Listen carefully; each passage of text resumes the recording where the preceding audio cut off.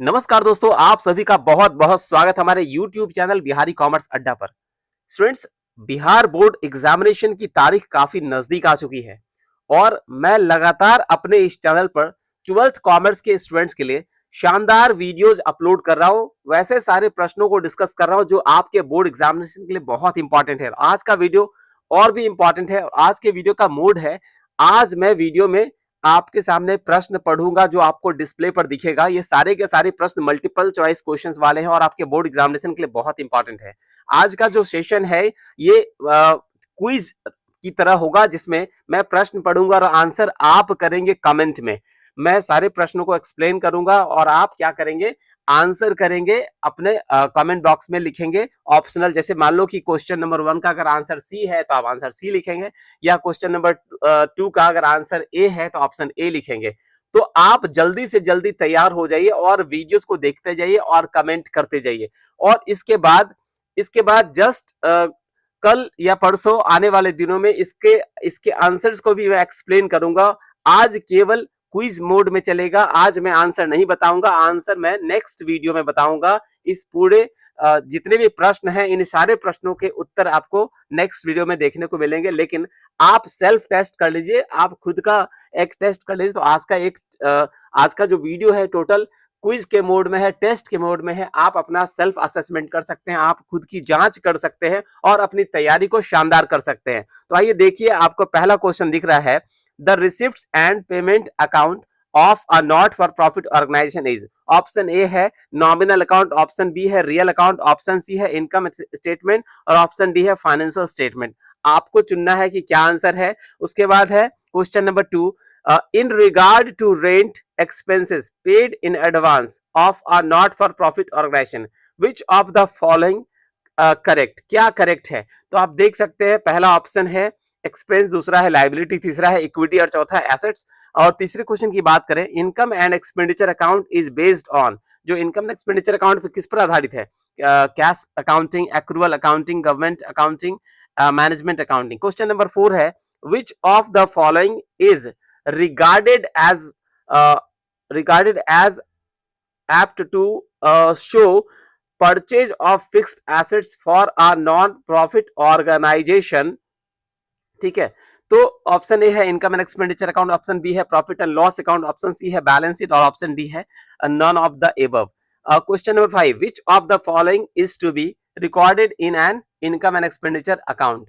कौन सा ऐसा आइटम है जो इनकम एंड एक्सपेंडिचर अकाउंट में रिकॉर्ड होगा। ऑप्शन ए है purchase of a fixed assets, option B है capital expenditure incurred on a fixed assets, option D है profit on the sale of a fixed assets और option D है आपका sales of fixed assets. जो भी best option हो आप comment box में लिखेंगे।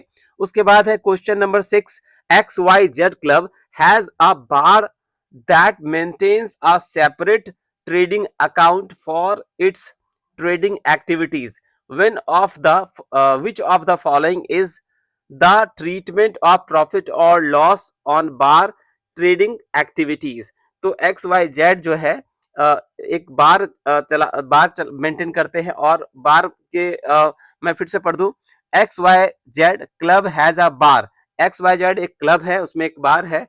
उसके लिए क्या है ना, एक सेपरेट ट्रेडिंग अकाउंट मेंटेन किया जाता है, क्योंकि जो उस क्लब का जो बार है उसमें कुछ ट्रेडिंग एक्टिविटीज होती है, कुछ व्यापारिक एक्टिविटीज होती है।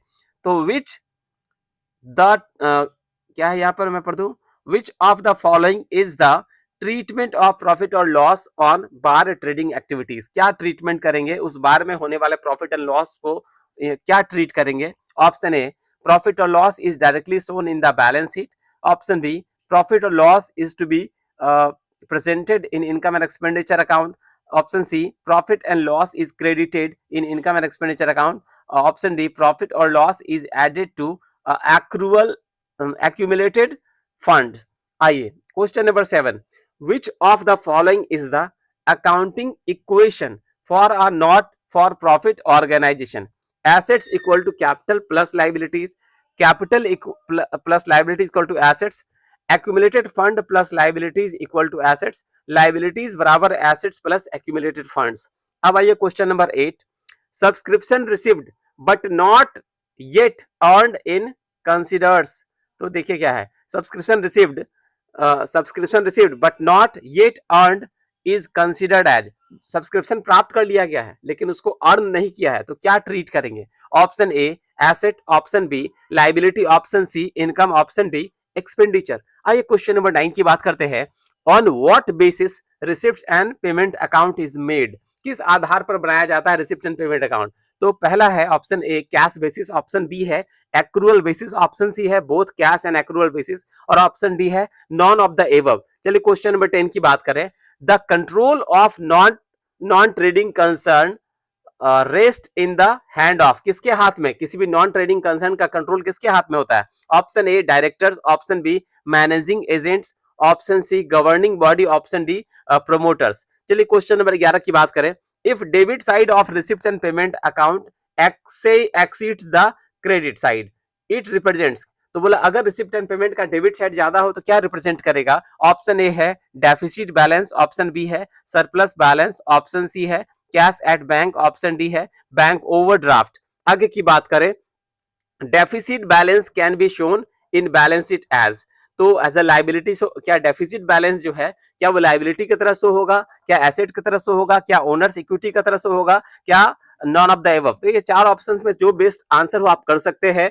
अगर आप सभी को मेरा यह प्रयास अच्छा लग रहा हो तो आप कमेंट में जरूर लिखेंगे, और लगातार वीडियोज बना रहा हूँ, आप लगातार मेहनत कर रहा हूँ, आप उसको मेरा सपोर्ट जरूर करिएगा। क्वेश्चन नंबर 13 की बात करते हैं। Receipts and payment account includes revenue items, option A है रेवेन्यू आइटम्स, ऑप्शन बी है कैश आइटम्स, ऑप्शन डी है रेवेन्यू एंड कैश आइटम्स, और ऑप्शन डी है नॉन ऑफ द एबव। जो बेस्ट आंसर आप कर सकते हैं। Question number 14 14 number, which should be considered as capital receipt of a club, किसी क्लब के लिए कैपिटल रिसिप्ट के रूप में किसको कंसिडर किया जाएगा? Option A donation, option B sale of newspaper, option C sale of bar items, option D sale of furniture.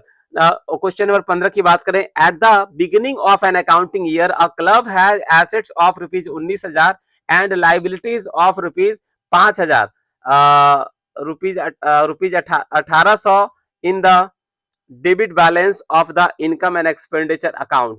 The opening capital fund is, क्या होगा? तो आप देख सकते हैं ऑप्शन ए है 18,000, ऑप्शन बी है 11,200, ऑप्शन सी है 15,800 और ऑप्शन डी है 24,800। क्वेश्चन नंबर 16 की बात करें। The opening balance of the prize fund of a sports club was rupees 6,400, furniture donation further donation toward this fund received during the accounting year amounted to rupees 4,300. During the year 3,500 was spent on prize and rupees 400 was received as interest on investment of the prize fund. The closing balance of the prize fund is, क्या होगा बताइए? Prize fund के बारे में कुछ data यहाँ दिया हुआ है, तो closing balance of prize fund क्या होगा? Option A 1900, option B 10,200, option C 10,600 और ऑप्शन डी 7,600। क्वेश्चन नंबर 17 की बात करें। Salaries payable for the current year amount to rupees 8,500 at the end of the year. Outstanding salaries amounted to rupees 300। Salaries paid in the advance last year pertaining to the current year amounted to rupees 500. Prepaid salaries for the next year amounted to rupees 250. Total amount paid for salaries during the year is, तो चलिए क्या इस पूरे data को पढ़ने के बाद आपको तय करना है कि total amount paid for salaries during the year क्या है। जो करंट ईयर में जो टोटल पेमेंट है सैलरी का वो क्या होगा? Option A 7,550, option B 7,500, option C 7,950, option D 6,500। चलिए क्वेश्चन नंबर 18 की बात करें। Second hand furniture worth rupees 6,000 was purchase, it was repaired for rupees 600 and installed by workman to whom rupees 200 was paid as wages. The furniture should be capitalized for, furniture कितने में capitalized होगा? Option A 6,200, option B 6,800, option C 6,600, option D 6,000। चलिए question number 19, fixed asset fixed fund is, fixed fund क्या है? Option A endowment fund, option B current restricted fund, option D current unrestricted fund, option D meant for accounting of assets and depreciation. Question number 20 बोला donations received for special purpose should be, special purpose के लिए अगर donation receive किया तो क्या treat होगा? A credited to a separate fund account and shown in the balance sheet.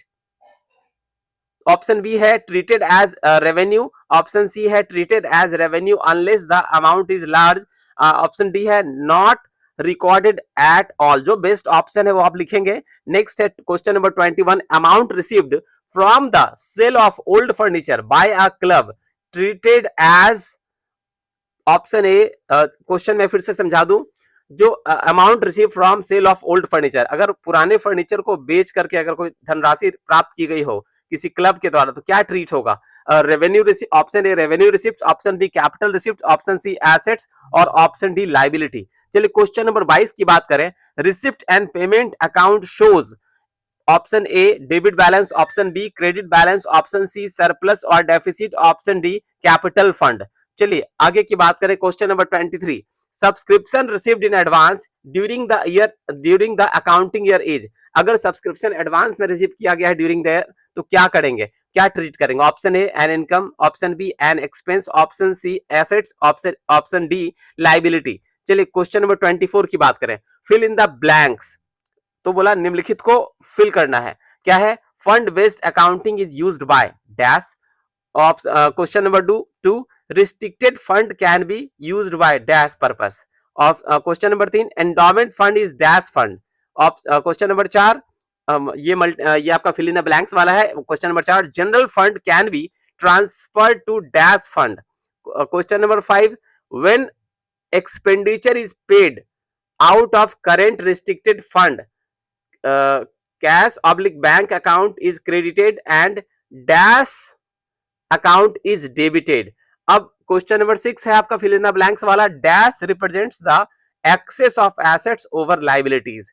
ठीक है, आगे देखिए question number 25. State whether the following statements are true और फॉल्स. आप बताइए निम्नलिखित में से कौन ट्रू है कौन फॉल्स है.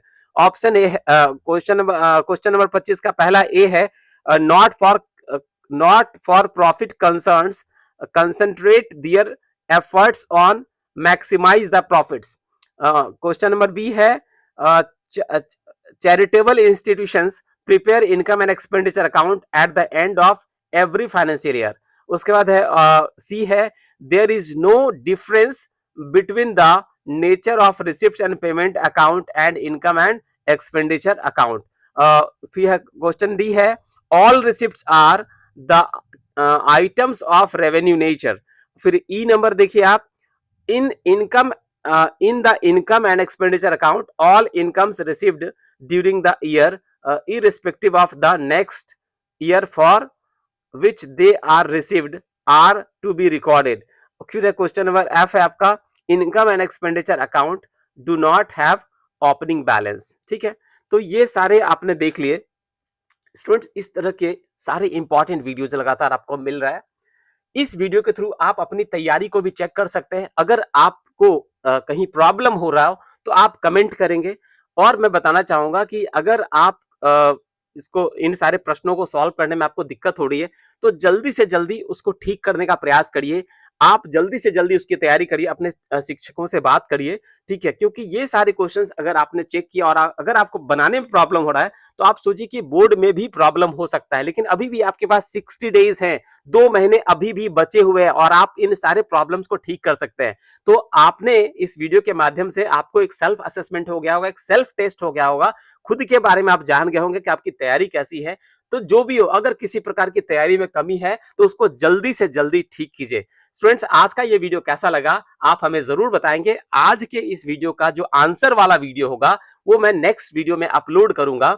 और स्टूडेंट्स अगर आप सभी को मेरा यह प्रयास अच्छा लग रहा हो तो इस वीडियो को लाइक कीजिएगा, चैनल को सब्सक्राइब कीजिएगा, अधिक से अधिक दोस्तों तक शेयर कीजिएगा ताकि ज्यादा से ज्यादा स्टूडेंट्स हमारे चैनल से जुड़ पाए और ज्यादा से ज्यादा स्टूडेंट्स को बोर्ड एग्जामिनेशन की तैयारी में मदद मिल सके. स्टूडेंट्स आज के इस वीडियो में इतना ही. आप सभी का बहुत बहुत धन्यवाद. जय माता दी. All the best. Thank you very much.